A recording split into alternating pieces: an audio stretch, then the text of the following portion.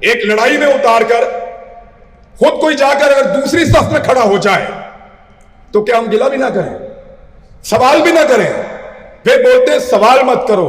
سوال تو یہ کریں گے کیونکہ پہلی دفعہ آپ کا مقابلہ ٹکر کے لوگوں سے ہے, یہ پوچھیں گے.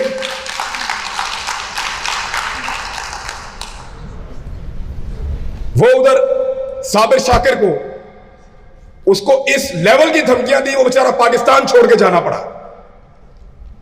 ارشد شریف سے پوچھا اس کے ساتھ کیا ہو رہا ہے, اس کی فیملی کے اوپر کیا گزر رہی ہے. سمیع ابراہیم کبھی ایک جگہ پیشی بھگتتا ہے, کبھی دوسری جگہ بھگتتا ہے.